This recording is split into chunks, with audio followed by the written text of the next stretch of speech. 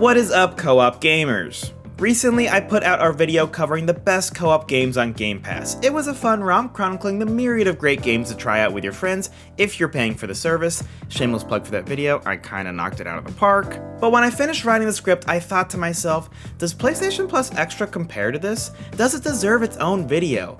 Can it get even close to the same value as Game Pass? As a long-term Sony pony, I wanted my platform of choice to show up and prove its worth. Believe it or not, PlayStation Plus Extra has 50 plus co-op games to choose from. Game Pass, on the other hand, has, well, let me check my records. Okay, it actually has over 100. So it's not going to win in quantity. But what about quality? After doing the research, let me just be straight up at the beginning of the video and say that that is a legit conversation and competition. So let's do it. As the Co-op Bros, I'm going to go over the best co-op games on PlayStation Plus Extra. We'll do the same format as our Game Pass video with our first section on great games to check out. These are titles Gabe and I have played, enjoyed, and can confidently say are worth a download on PlayStation Plus Extra. Think of it as a list of games that have the Bros stamp of approval, so you know you're going to have a chance at enjoying it if the premise and the genre sound interesting to you and your friends. Section number 2 will be our top 5, the games that went above a stamp of approval and are simply some of the favorite co-op games we've ever played. And finally, section number 3 will be called Friendly Reminders. These games are titles we have unfortunately not had the chance to check out in depth ourselves, but know that they're great in their own right and maybe you forgot they were available on PlayStation Plus Extra. With that intro out of the way, let's get started. For this first group of great games to check out, we'll go in alphabetical order, give you the important details like is it local, is it online, how many players, and get out of here as quickly as possible. Capiche? Capiche. One of the oldest games on this list is Alienation, but it's still got some love to give 7 years later. It's an isometric twin-stick shooter with up to 4 players local and online co-op where you defend Earth against alien invasions. The moment-to-moment action best shines with friends, so check it out if this footage looks good to you. One of the games that makes both this and the Game Pass video is Back 4 Blood. It wasn't perfectly polished at launch, but after we returned to the experience post-launch patches, we finally got to enjoy the excellent gunplay, enemy variety, and card system. Maybe now is time for you to give it a second chance too. A perfect game for this video is For the King, a small indie title that deserves an extra push from us. It's got 3 players local and online co-op and plays like a D&D simulator with some roguelike elements thrown in for good measure. It's a lot of fun to make tough decisions with your friends and there's tons of variety in the package. And FYI, it just got a sequel, so maybe test out the first one here. Another repeat offender in both videos is Gotham Knights, a game that didn't get a lot of love at launch, but we found it to be a lot of fun if you play it in co-op.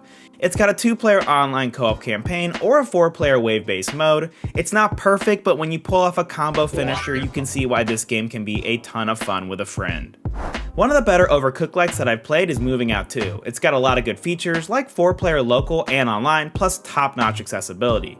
But it's also chaotic and zany in all the right ways for you and your friends to have a good time trying to move. Similar to Gotham Knights, Outriders caught a lot of flack at launch, and most of that is warranted because of a rough technical state when it came out, but beneath all that was a really fun 3-player online co-op campaign. The abilities are the star of the show and work really well in tandem. Ignore the story, enjoy the gameplay, and give Outriders a shot. Surprising no one at its appearance in this video is Overcooked 2. Look, it's the original chaotic co-op game, and if you haven't played it, or have friends who haven't, it's always worth a download for a game night. And with local and online 4-player co-op, they've made it pretty easy. Years after the success of Alienation, developer Housemarque dropped the AAA Game of the Year contender bomb that was Returnal, and then a year later they added on a co-op mode. The base game kinda pulls the bare bones co-op mode through, but that's because it's just so good that you might as well share it with a friend. Another pretty basic co-op mode that simply adds a second player is Sniper Elite 5, but like Returnal, it just works. Lining up snipes with your boy and completing the perfect assassination is awesome, even if you only download it for a mission or 2. Okay, we got 2 more great co-op games to try that are both on PlayStation Plus Extra and Game Pass, so let's knock them out real quick. Spiritfarer is a local co-op game that combines great platforming, management sim mechanics, and a heartfelt adventure all into one. And the second player is a cat. What more do you need? Shredder's Revenge gives you 6-player local and online co-op. You don't see that every day, but it also happens to be a blast and really easy to pick up no matter your skill level. Sometimes you don't need something super deep, just a quick fun romp, and TMNT is exactly that. The Ascent is a game I feel like didn't get the pop it deserved, an isometric twin-stick shooter with awesome RPG abilities, set in one of the most beautiful cyberpunk worlds I've ever seen. Yeah, I mean, put that all together and it sounds great. Except that when we played the game when it came out, the online co-op was a little bit finicky. So just be warned, give it a shot here so you don't have to pay, and if it works, you're in for a really good game. Trine 4 is more Trine, and genuinely, it's one of the better Trine games that they release. Granted, they all just sort of work really well, except for Trine 3, going to 3D was a mistake, but Trine 4 fixed that, brought the series back to where it needs to be, and is an excellent co-op puzzler if you and your friends enjoy them. Untitled Goose Game gave the top 5 a run for its money. How do I explain this one? Slapstick stealth sandbox puzzler, putting some words together, and it works. With 2-player local co-op on top of that, it's just a great game. If you and your mate haven't ruined lives as a goose yet, I don't know what you're doing, go download it now. A real throwback for the bros is World War Z, a co-op horde shooter from 2019 that we reviewed back at the start of the channel. To spare you from seeing some of our early content that might not live up to the quality bar that we currently have, I'll summarize what we thought. It's great. Mowing down hundreds of zombies with your gang is always going to be a good time and potentially worth a download here. Okay, it's time for the main event, the top 5, and we'll go from 5 to 1 to help keep the anticipation building. You might be a little bit surprised to see The Division 2 here, a live service game that came out well over 4 years ago, and we don't often hear about it in the same realm that we hear about Destiny 2. We played a good bit of this at launch and loved it. Division 2 is always fun and the builds you can craft together are endless. But again, is it too late to jump in? Actually, I don't think so. They're still releasing content for this title, and it somehow managed to stay relevant, including a brand new roguelike game mode in the Ascent that came out just a few months ago. So if your group ever thought of giving it a chance, here's a reminder that maybe you can now. One game that way too many people missed at PS5's launch was Sackboy: A Big Adventure.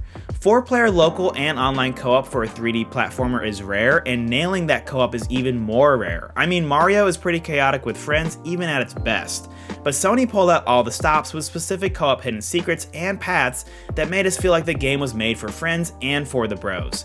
So here I am 3 years later reminding you that Sackboy is 100% worth your time. Now it's time for a little bit of bias to come into our top 5 for the next 2 picks. Did you know that Gabe and I became best friends by playing Demon's Souls together in 2010? Did you know that Demon's Souls is available on PlayStation Plus Extra? Put 2 and 2 together, and it's kinda wild that this game isn't number 1 when you consider that kind of history.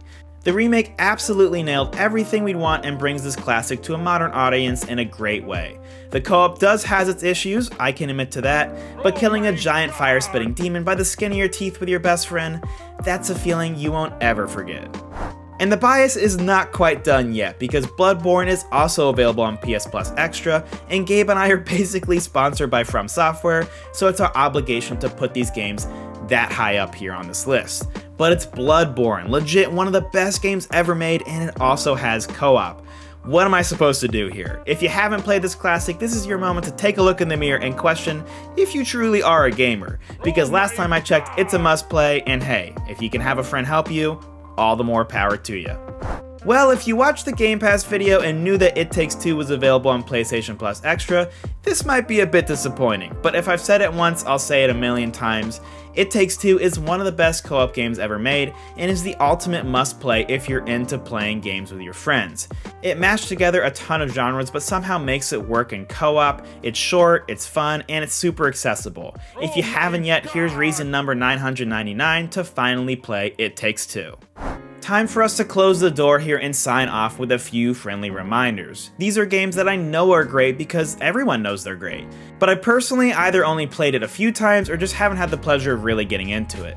Like Rayman Legends, for example. Did you know that one of the best 2D platformers is available on PS Plus Extra and it has 4-player local co-op?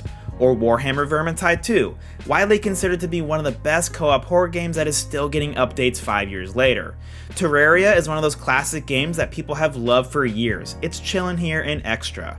A huge swath of the Far Cry series, including the most recent Far Cry 6, is also just chilling here in Extra, and to avoid the inevitable comments from our friends, there is a handful of Earth Defense Force games in here too. So even if you aren't wild about our suggestions, there are other greats here for you to find, solidifying PS Plus Extra as a surprisingly good value for anyone interested in co-op. Is it better than Game Pass? Of course not, but the quality is 100% here and can go toe to toe with the best that Game Pass has to offer. So if you have been paying for extra without knowing what you got, hopefully you do now.